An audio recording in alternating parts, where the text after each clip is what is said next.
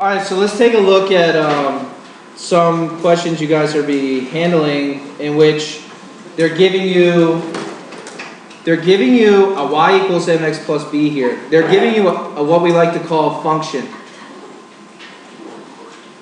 And in that function, you have an input here and output, which is y. Okay, and basically this table is giving you a certain set of inputs with a certain set of outputs. And basically what they're asking is which table of values represents the possible solutions, or we could say outputs. Now one thing you could do is kind of just look at your tables and plug in and say, okay, if I do 0.8 times 24 plus 7.8, I get 27. So, you know, I'm eliminating these two answer choices, C and B, and then I could plug in the 9,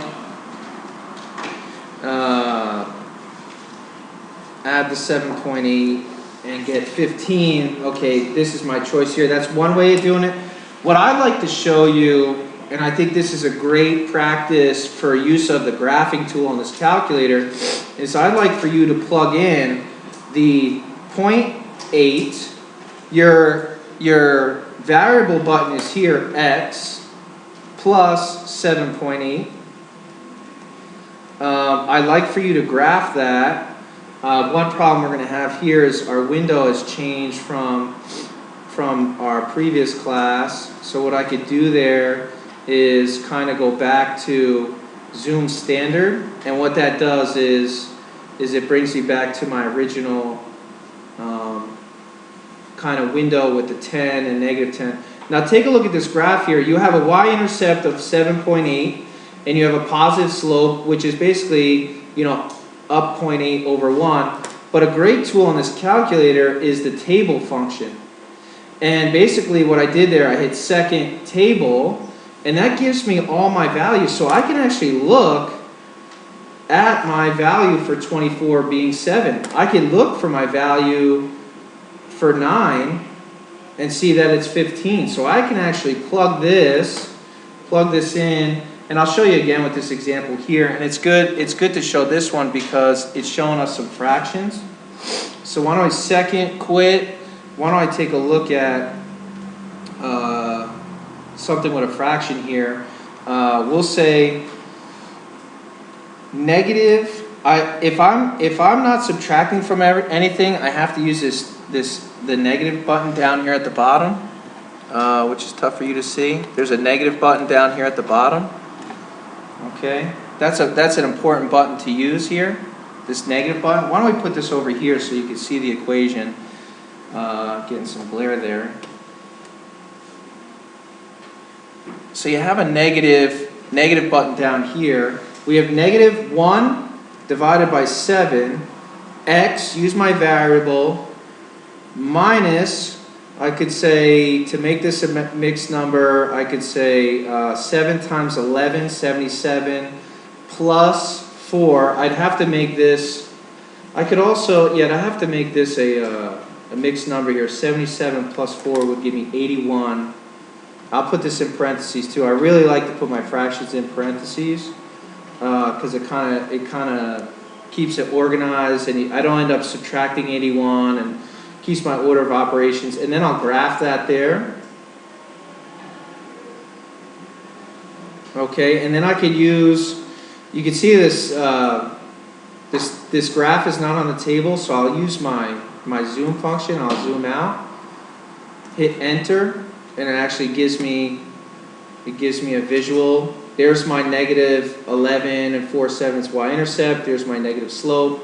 And then I could use my table here, second table, and I could look at some of my results, like what I have at 31.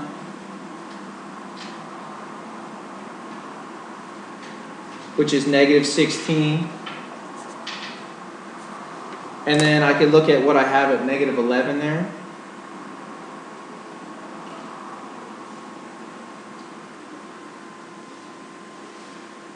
Takes a little while to scroll, that's okay though. In which I get a negative 10.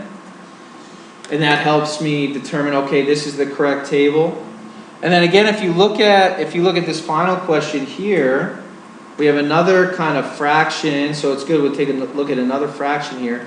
Negative, there's that negative button I have to use. I try to stay away from using the subtraction when I'm working with the slope. -3 divided by 5, my variable x, plus, you could do second quit, and you could do like 1 plus 4/5 and get 1.8, and then use your math fraction and turn 1.8 into a fraction and get 9/5. I could do that to find a mixed number, and then say, okay, my y equals 9. I'm going to use, even though I may not need to, I'm going to use parentheses just to keep it organized.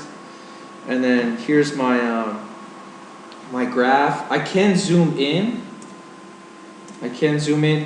Just because you hit zoom in doesn't zoom in your graph. You actually have to hit enter. Like I'll hit zoom in. It hasn't zoomed yet. I'd have to hit enter again, and it'll zoom in for me. What we see here. And then here's my table. Still working. Second table. Let me get my table, please. And then I could just use what I have here and fill out my table for my -27, which is 18.